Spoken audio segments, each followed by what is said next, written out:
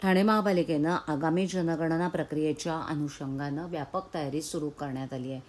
या अनुषंगानं क्षेत्रीय प्रशिक्षकांचे टप्प्याटप्प्यानं प्रशिक्षण आणि घरगणनेची प्रायोगिक अंमलबजावणीला सुरुवात करण्यात आली असून शहरातील विविध विभागांमध्ये नियोजनबद्ध पद्धतीनं ही प्रक्रिया राबवली जाते. या कामासाठी 9 प्रभाग समिती अंतर्गत एकूण 78 फील्ड ट्रेनर्स यांची नियुक्ती करण्यात आली असून त्यापैकी 39 प्रशिक्षकांना पहिल्या सत्रात प्रशिक्षण देण्यात आले. दिनांक 6 एप्रिल ते 8 एप्रिल रोजी सकाळी 9 ते संध्याकाळी 6 या वेळेत माजिवडा, मनपाडा, उथळसर, लोकमान्य नगर, सावरकर नगर आणि वर्तक नगर या प्रभागांमध्ये प्रशिक्षण सत्र पार पडलं. या पार्श्वभूमीवर आज उथळसर प्रभाग समितीत प्रायोगिक तत्वावर घरगणना करण्यात आली. या उपक्रमातून प्रत्यक्ष जनगणनेदरम्यान येणाऱ्या अडचणींचा आढावा घेऊन प्रक्रिया अधिक सुलभ आणि परिणामकारक करण्याचा प्रयत्न करण्यात येतोय. प्रशिक्षण पूर्ण झाल्यानंतर हे क्षेत्रीय प्रशिक्षक त्यांच्या प्रभागांमध्ये प्रगणक आणि पर्यवेक्षक यांना सविस्तर प्रशिक्षण देणार आहेत. यंदाच्या जनगणनेत डिजिटल प्रणालीचा वापर करण्यात येणार असून HLO ॲपद्वारे घरगणना केली जाणार आहे.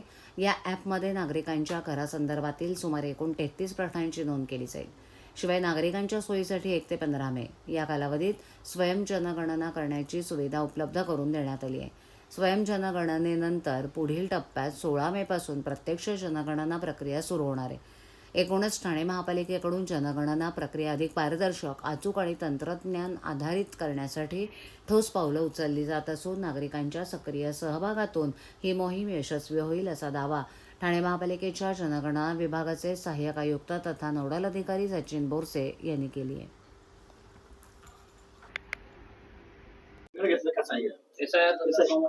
नवीन मतदार यादींमध्ये बदल होणार आहे. काही नावं जी आहेत ती दुबार आहेत, ही सुद्धा हटणार आहेत. SIR ची मोठी मोहीम जी आहे ती सरकारच्या माध्यमातून राबवली जाते. आपण देखील नगरसेवकांची बैठक घेतली होती. बैठकीमध्ये नेमकं काय सांगण्यात आलेलं आहे? भारत निवडणूक आयोग याच्या माध्यमातून स्पेशल इंटेन्सिव्ह रिव्हिजन म्हणजे SIR ची जी कारवाई आहे ती 2002च्या मतदार यादीच्या आधारावरती आता करण्यात येत आहे. 2002 पर्यंत 8 वेळा SIR झाला होता आणि हा 9वा SIR सध्या आपण इलेक्शन कमिशनने हातात घेतलेला आहे. काही राज्यांमध्ये SIR ची कारवाई झाली आहे. त्याच पद्धतीने येत्या काळामध्ये इलेक्शन कमिशन जसं अनाऊन्स करेल त्यानुसार महाराष्ट्रामध्ये देखील SIR हा पूर्णपणे चालू होईल. त्याच्या अगोदर जी पूर्वतयारी लागते जी मॅपिंग, तर ती सध्या मॅपिंग सुरू आहे, ज्यामध्ये 2002चे मतदार त्याच पद्धतीनं जे 2002 नंतर जरी मतदार झाले असतील परंतु त्यांचे आई वडील, आजी आजोबा यांच्यापैकी कोणाशी एकाशी मॅप करून आता आपण मॅपिंगची एक्सरसाइज त्यामध्ये करतोय. आणि ही मॅपिंगच्या अनुषंगाने आपल्या शहरी भागामध्ये बरीचशी मतदारांची संख्या वाढलेली आहे.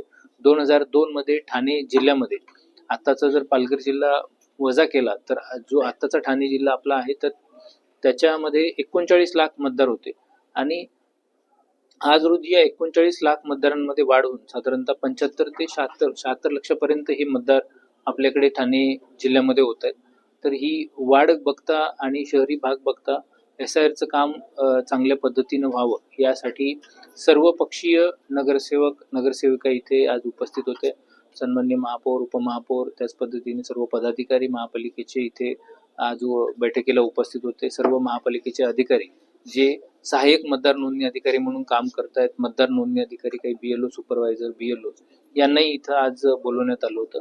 त्या अनुषंगाने एक चांगल्या प्रकारचं चर्चासत्र इथे झालं, ज्यामध्ये सर्व नगरसेवक नगरसेविका यांना माहिती देण्यात आली. त्याच पद्धतीने काही प्रश्न असतील, शंका असतील तर त्या पद्धतीने त्याची उत्तरं देण्यात आली. ज्या प्रशासनाला अपेक्षा आहेत त्या देखील त्यांना सांगण्यात आल्या, ज्यामध्ये BLA's अपॉइंटमेंट म्हणजे बूथ लेवल एजंट जे असतात पॉलिटिकल पार्टीचे ते सर्व पक्षांनी नेमावे, जेणेकरून BLOना देखील याच्यामध्ये सहकार्य होईल. घरोघरी जाताना, हाऊस टू हाऊस सर्वे करताना तिथे फॅमिलीज असतील तर ते देखील BLO जर नवीन अपॉइंटेड असतील किंवा काही जणांना तिथल्या एरियाचा अनुभव नसेल तर त्यांना देखील त्याच्यामध्ये चांगल्या पद्धतीचं सहकार्य होईल. त्या अनुषंगाने त्या जिल्हाधिकारी म्हणून मी इथे सर्वांना आवाहन केलं की आपण BLAची अपॉइंटमेंट करावी.